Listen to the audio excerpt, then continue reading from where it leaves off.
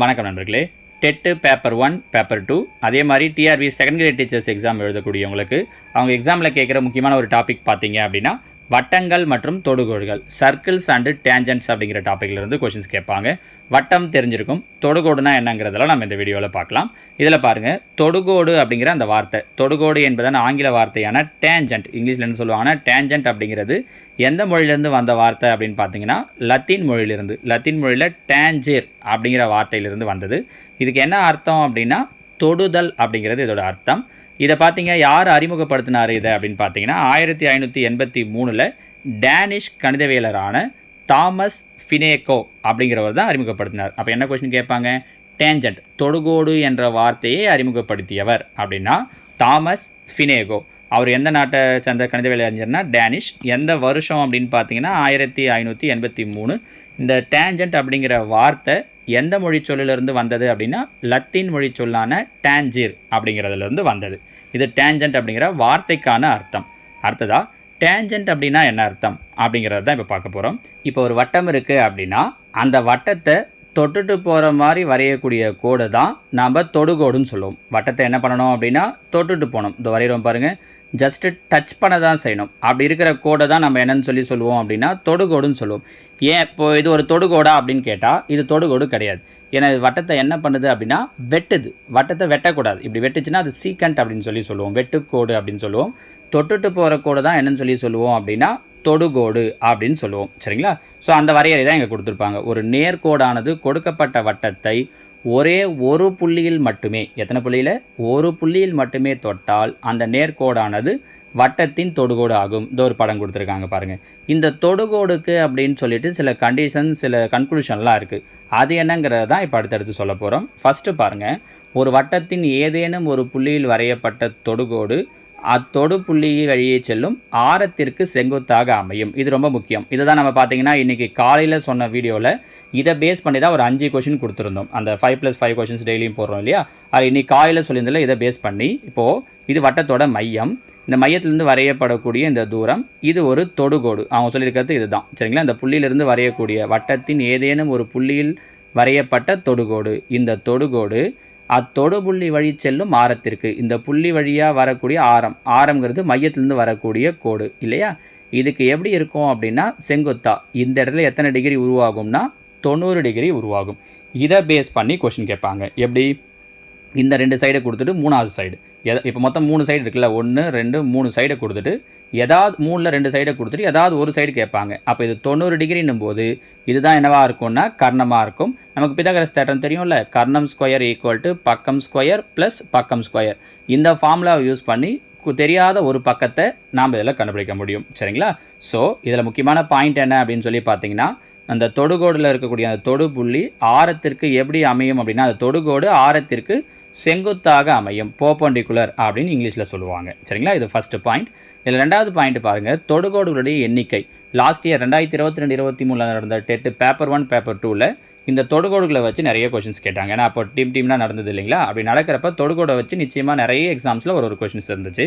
இதில் பாருங்கள், வட்டத்திற்கு உள்ளே உள்ள புள்ளியிலிருந்து அவ்வட்டத்திற்கு எந்த தொடுகோடும் வரைய முடியாது. வட்டத்துக்கு உள்ளே இருக்கிற புள்ளியிலிருந்து, இப்போ வட்டம் இருக்குது, உள்ளே ஒரு புள்ளி இருக்குன்னா இதுலேருந்து ஒரு கோடு வரைகிறோன்னா அது தொடுகோடாக இருக்காது. ஏன்னா தொடுகோடுனா என்ன பண்ணணும்னு சொன்னோன்னா தொட்டுக்கிட்டு போகணும்னு சொன்னோம். இது பாருங்கள் வெட்டிக்கிட்டு போகுது. அப்போ வட்டத்திற்கு உள்ளே இருக்கிற புள்ளியிலிருந்து வட்டத்திற்கு என்ன வரைய முடியாதுன்னா தொடுகோடு வரைய முடியாது. கேள்வி இப்படி கேட்பாங்க, வட்டத்திற்கு உள்ளே உள்ள புள்ளியிலிருந்து வட்டத்திற்கு வரையப்படும் தொடுகோடுகளின் எண்ணிக்கை அப்படின்னு கேட்டாங்கன்னா வரைய முடியாது, இல்லை 0 அப்படிங்கிறது தான் ஆன்சர். அதுவே வட்டத்திற்கு மேல் உள்ள புள்ளியிலிருந்து, வட்டத்துக்கு மேலே இருக்கிற புள்ளியிலிருந்து வட்டத்துக்கு எத்தனை தொடுகோடு வரைய முடியும் அப்படின்னா ஒரே ஒரு தொடுகோடு வரைய முடியும். உள்ளே இருக்கிற புள்ளியிலிருந்து தொடுகோடு வரைய முடியாது. மேலே இருக்கிற புள்ளியிலிருந்து ஒரே ஒரு தொடுகோடு வரையலாம். வட்டத்திற்கு வெளியில் இருக்கிற புள்ளியிலிருந்து வட்டத்திற்கு 2 தொடுகோடு வரையலாம். இப்படிதான் பாருங்கள், வெளியில் இங்கே இருக்குது, இது ஒரு தொடுகோடு, இது ஒரு தொடுகோடு, 2 தொடுகோடு வரையலாம். புரியுதா? அப்போ இந்த 3 விஷயத்தை நல்லா ஞாபகம் வச்சுக்கோங்க.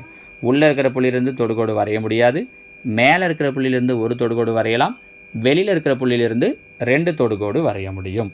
சரிங்களா? இந்த 3 பாயிண்ட்.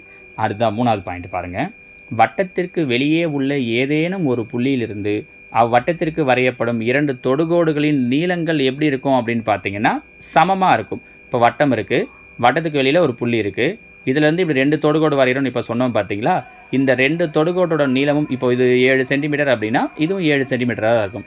அந்த தொடுகோடுடைய நீளங்கள் எப்படி இருக்கும் அப்படின்னா சமமாக இருக்கும். சரியா? இது 3வது பாயிண்ட்டு. அதுதான் இங்கே படமாக சொல்லியிருப்பாங்க.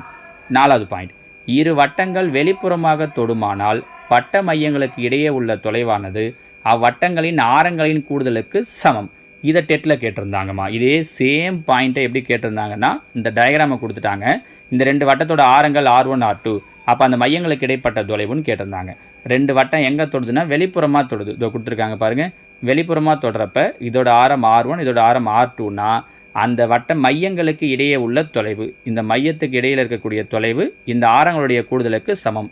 அதாவது R1 + R2. எப்போ வெளியில் தொடுதுன்னா, சப்போஸ் இதே 2 வட்டம் இப்படி உள்ளே தொடுதுன்னு வச்சுக்கோங்க, அப்போ மையங்களுக்கு இடைப்பட்ட தொலைவு அப்படிங்கிறது இதோட மைனஸுக்கு சமம். அதுதான் அடுத்த பாயிண்டில் சொல்லியிருப்போம் பாருங்கள். வட்டங்கள் உட்புறமாக தொடுமானால் வட்ட மையங்களுக்கு இடையே உள்ள தொலைவானது அவற்றின் ஆரங்களின் வித்தியாசத்திற்கு சமம். எது? வட்ட மையங்களுக்கு இடையே உள்ள தொலைவு R1 - R2. வெளியில் தொடுது அப்படின்னா R1 + R2, உள்ளவே தொடுது அப்படின்னா R1 - R2. இது ஞாபகம் வச்சுக்கோங்க. ஏன்னா சில நேரம் அந்த R1 R2க்கு பதில் நம்பர்ஸ் கொடுத்து கூட அவங்க கொஷின்ஸ் கேட்கலாம். நம்ம புரியுதாமா? இது 5th பாயிண்ட். அடுத்ததா 6வது பாயிண்ட் பாருங்கள். வட்டங்களுக்கு வரையப்பட்ட 2 பொதுவான தொடுகோடுகளின் நீளங்கள் சமம். அதாவது AB = CDன்னு கொடுத்துருக்காங்க. இங்கே பாருங்கள், வட்டங்களுக்கு 2 வட்டம் இருக்குது. இந்த 2 வட்டங்களுக்கும் 2 தொடுகோடு இப்படி வரைகிறோம் அப்படின்னா பொதுவான தொடுகோடுகளின் நீளங்கள் சமம். நம்ம வெளியில் இருக்கிற புள்ளியிலிருந்து எப்படி சொன்னோமோ அதே மாதிரி தான் இந்த நீளமும். நம்ம முதல்ல சொன்னது புள்ளியிலிருந்து இந்த ஃபுல் டிஸ்டன்ஸ் சொன்னோம்.